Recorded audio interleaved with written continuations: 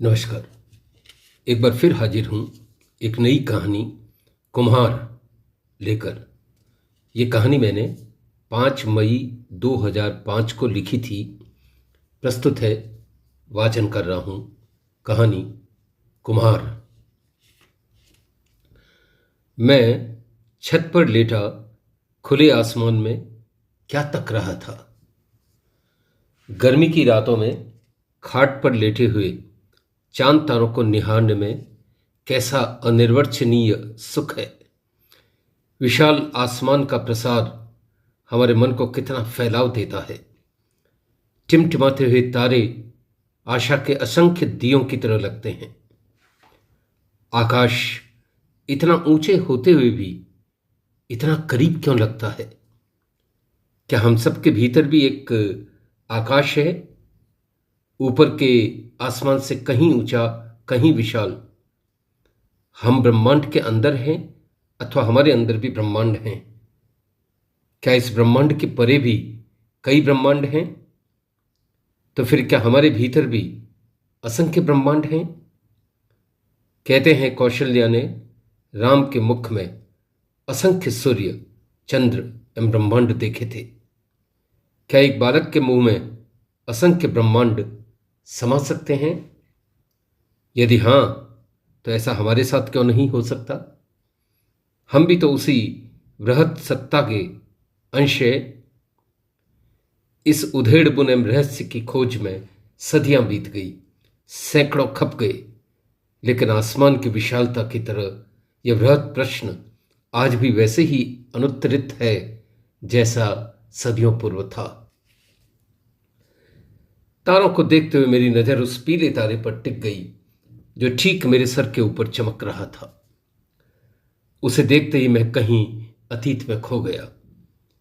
यादों की सुरंग के उस पार मानो एक मरकरी बल्ब जल गया। इसी तारे के बारे में तो वर्षों पूर्व मेरे अध्यापक पंडित शिवनारायण हमें समझा रहे थे। तब हम शैक्षणिक भ्रमण पर भारत दर्शन के लिए निकले थे। 50 विद्यार्थी एवं हमारे ट्रिप इंचार्ज पंडित शिवनारायण। वे संस्कृत के अध्यापक थे। हम सभी आदर से उन्हें गुरुजी कहते थे। उनकी कार्यनिष्ठा, समर्पण एवं दर्शन की ऊंचाई के अनुरूप यह उपमा उन पर फबती थी। उनका कद 6 फुट से ऊपर होगा। स्नेह से आप्लावित बड़ी बड़ी आंखें, तिस पर गांधीनुमा गोल चश्मा उनकी गुरुता में इजाफा करता। आयु 50 के करीब। माथे पर अधिकतर बाल सफेद थे। पतला लंबा चेहरा, दिव्य भाल, उजली बत्तीशी, हल्के भूरे रंग का घुटनों तक आधा खादी का कुर्ता, नीचे सफेद धोती एवं चमड़े के काले चप्पल पहने वे दार्शनिक लगते। देवदार के ऊंचे वृक्ष की तरह उनका व्यक्तित्व एवं विचार दोनों ऊंचे थे। किसी भी विषय पर उनके विचारों की विशालता एवं व्यापकता जानकर हम हतप्रभ हो जाते। उनका विषयान्वेषण एवं वाक्चातुर्य विलक्षण था। सत्य एवं ईमानदारी की प्रतिमूर्ति थे वे।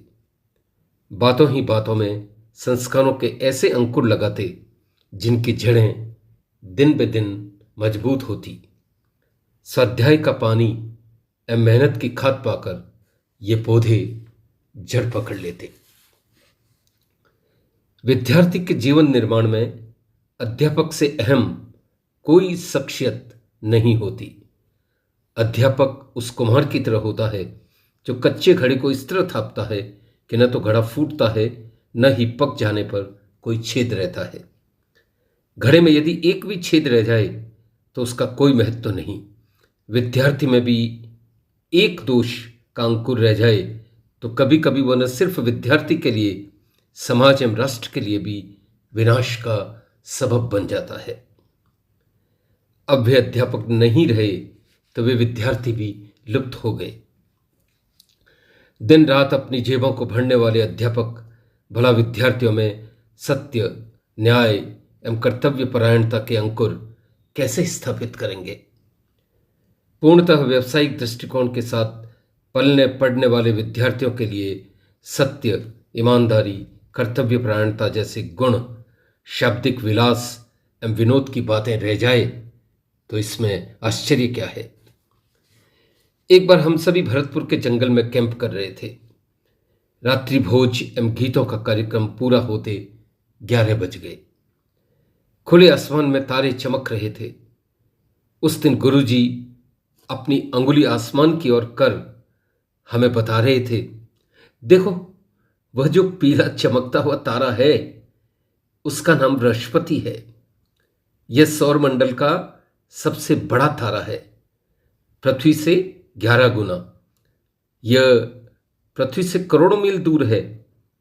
जैसे पृथ्वी सूर्य का भ्रमण 1 वर्ष में पूरा करती है, बृहस्पति इसे 12 वर्ष में पूरा करते हैं।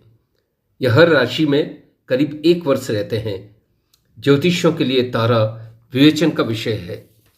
ज्योतिर्विद कहते हैं कि जिसकी जन्म कुंडली में बृहस्पति सुअवस्थित है उसके सारे अरिष्ट वैसे ही नष्ट हो जाते हैं जैसे सूर्य के उदय होने पर अंधकार एवं ज्ञान के अभ्युदय होने पर अज्ञान।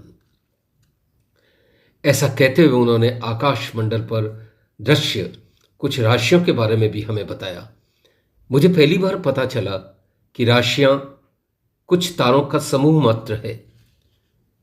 आकाश के तारामंडल को 12 भागों में विभाजित कर हमारे ऋषियों ने 12 राशियों की कल्पना की। अपनी बात आगे बढ़ाते हुए वे बता रहे थे कि आज बृहस्पति कर्क राशि में है एवं कर्क राशि में इसकी चमक बढ़ जाती है। जैसे मैं तुम्हारा गुरु हूं वैसे ये भी देवताओं के गुरु हैं। फिर दैत्यों के गुरु कौन हैं? मैंने जिज्ञासावश पूछा। शुक्र। तुम भोर एवं सांझ के समय हीरे की तरह चमकते हुए जिस सफेद तारे को देखते हो वही तो शुक्र है। दैत्यों एवं देवों में क्या फर्क होता है गुरुजी? क्या दैत्यों के सिर पर सींग एवं मुंह में बड़े बड़े दांत होते हैं? क्या उनके नाखून तीखे होते हैं? मेरी जिज्ञासा थम नहीं रही थी। गुरुजी तब जोर से हंसे। स्वच्छ सफेद दांतों के बीच उनकी हंसी ऐसे लग रही थी मानो सहस्त्रों चंद्र किरणें उनके चेहरे से निकलकर हमारी ओर आ रही हों। उनके प्रदीप्त चेहरे पर तब कैसे निर्विकार भाव उभर आए थे। मेरे कंधे पर हाथ रखकर बोले, अश्वनी, दैत्यों एवं देवताओं के रूप में कोई अंतर नहीं होता। ठीक वैसे ही जैसे अच्छे एवं बुरे व्यक्तियों के रूप एवं शारीरिक गठन में कोई फर्क नहीं होता। दैत्य वे हैं जो सत्य पथ से विमुख हैं, जो अपने गुरुजनों माता पिता के प्रति श्रद्धा का भाव नहीं रखते, बड़ों को आदर नहीं करते, जो प्रमादग्रस्त हैं एवं अहंकारी जिनका गहना है। सत्य, न्याय, ईमानदारी एवं कर्तव्य परायणता जिनसे कोसों दूर है, जो हर समय असत्य एवं कर्कश भाषण करते हैं।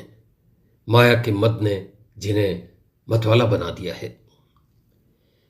ये समझाते हुए गुरुजी के चेहरे पर ऐसा नूर उभर आया जिसकी दमक तारों के नूर से भी अधिक थी। अपनी बात जारी रखते हुए उन्होंने एक महान बात हमें बताई। बच्चों, सत्यनिष्ठ एवं ईमानदार व्यक्ति के लिए जीवन में कुछ भी दुर्लभ नहीं होता। उसे ऐसी कोई आवश्यकता भी नहीं रह जाती, वह स्वयं सिद्ध है। उस दिन मुझे समझ में आया गुरु किसे कहते हैं, गुरु क्या करता है। गुरु हमें हमारी संभावनाओं से परिचय करवाता है, हमारी हृदय वीणा के तारों से उन स्वरों को उठाता है जिनसे हम अब तक अनजान थे। वह हमारे भीतर एक तरन्नुम, एक गीत, एक लय जगाता है। विद्यालय छोड़े अब 20 वर्ष होने को आए। दिन, महीनों एवं वर्षों की माला बनाते काल का माली कितनी दूर निकल आया। समय सूखे पत्तों की तरह उड़ गया। आज भी आसमान की ओर देखते हुए नजर न जाने क्यों पीले तारे पर ठहर जाती है। उसे देखते ही मुझे गुरुजी का स्मरण हो आता है।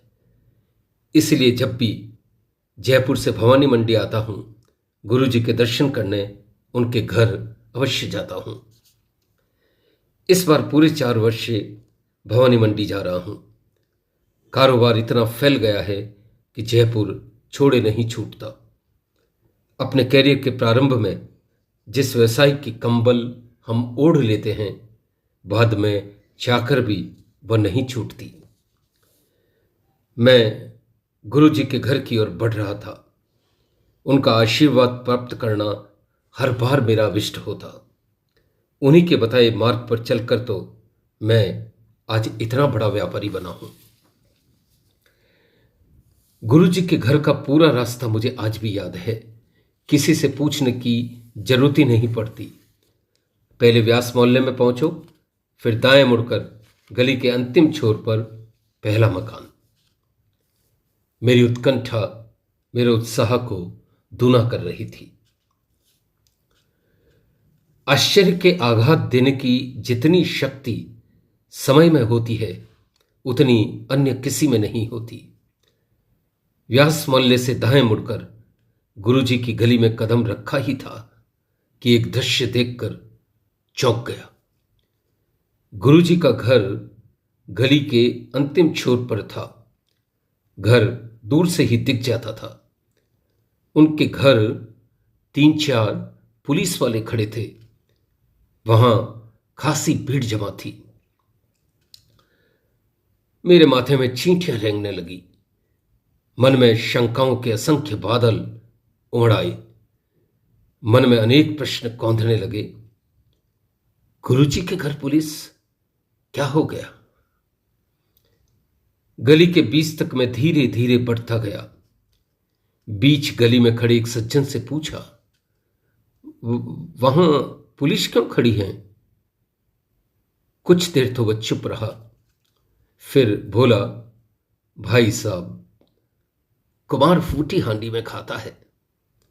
इस गुरु ने असंख्य विद्यार्थियों को तैयार किया, उन्हें मार्ग दिखाया, लेकिन उनका पुत्र ऐसा कपूत निकला कि बाप की धवल कीर्ति पर कालिक पोत दी। वह शहर के नामी बदमाशों का दायां हाथ है। पुलिस को इसकी भनक लग गई है। गत 6 महीनों से वह गायब है। पुलिस आए दिन यहां आती रहती है। मास्टर जी को पता हो तो बेचारे पुत्र के बारे में बताएं। पुलिस अपराधियों को तो पकड़ नहीं पाती, निर्दोष परिजनों को प्रताड़ित करती रहती है। करे कोई भरे कोई। कभी कभी तो पुलिस देर रात यहां आकर दरवाजा खटखटाने लगती है। पुलिस को तो बस पैसे ऐंठने हैं।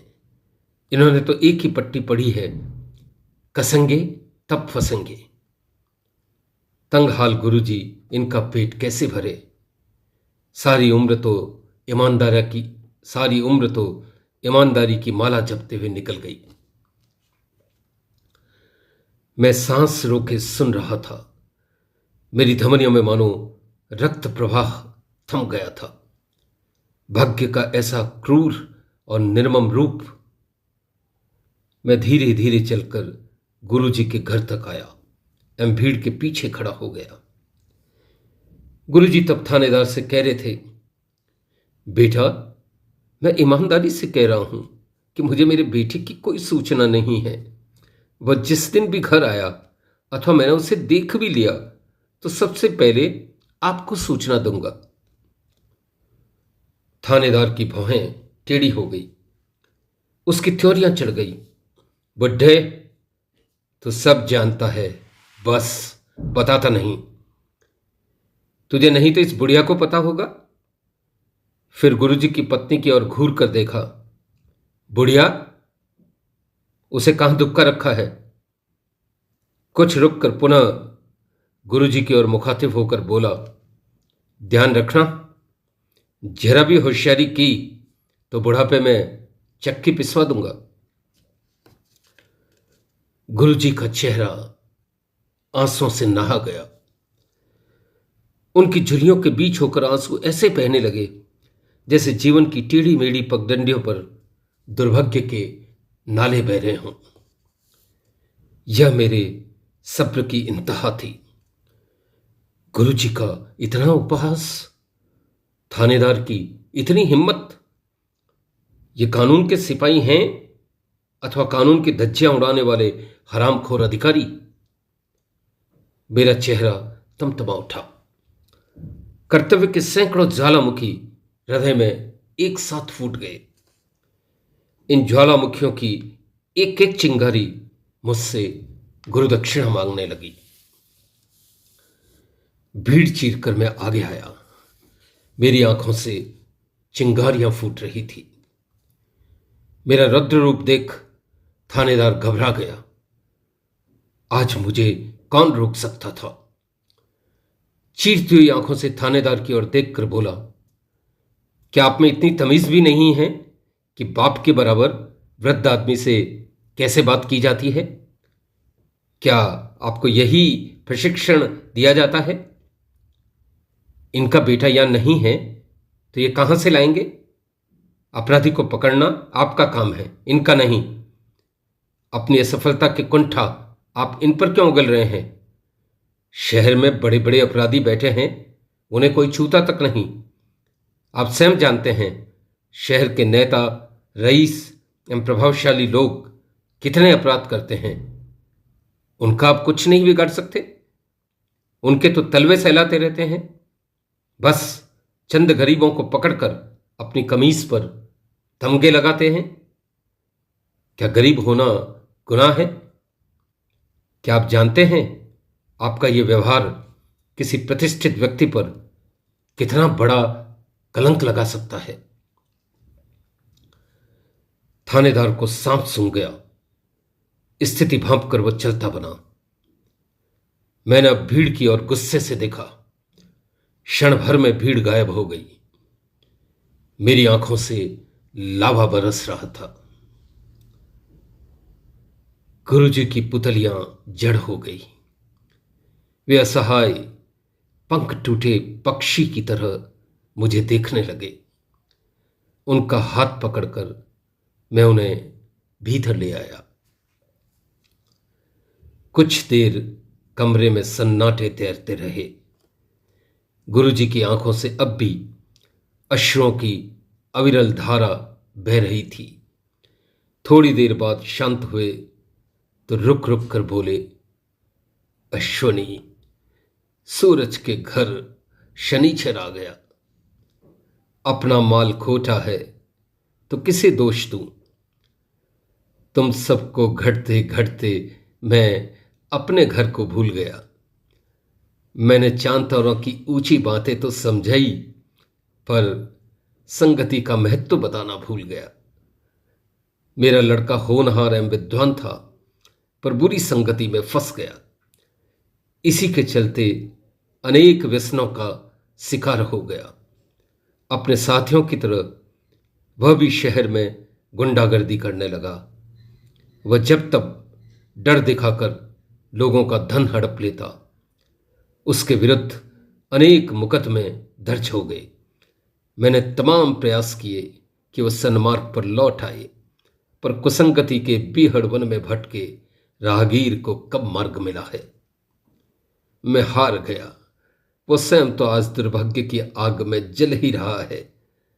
उसका पिता होने के नाते मैं भी उसी आग में जल रहा हूं। मेरी ही तो जिम्मेदारी थी उसे बनाने की। कोड़ के दाग की तरह यह कलंक मुझे दिन रात सालता है। मैंने घड़ा तो अच्छा बनाया, पर उसमें बुरी संगति का एक छिद्र रह गया। इसी छिद्र से अच्छे गुणों का सारा पानी बह गया। कच्चे तरबूज का एक बीज जैसे 100 मन दूध को फाड़ देता है, बुरी संगति का एक दुर्गुण हमारे सारे गुणों पर काली खमल देता है। कहते कहते गुरुजी की आंखों में आंसुओं के तार बंध गए। उनका हाथ अपने हाथ में लेते हुए मैंने कहा, इसमें आपका कुछ भी दोष नहीं। गुरु सभी बातें नहीं सिखाता, कुछ बातें स्वयं सीखनी होती हैं। दूसरे दिन हम सभी ट्रेन से जयपुर जा रहे थे। कोने वाली खिड़की पर बैठे गुरुजी कोने वाली खिड़की पर बैठे गुरुजी न जाने किस शून्य में तकने लगे थे। खिड़की से आती ठंडी हवाएं उनके दग्ध मन को शांत कर रही थी। आज फिर मैं एक शैक्षणिक टूर पर जा रहा था। मित्रों, यही थी कहानी। धन्यवाद।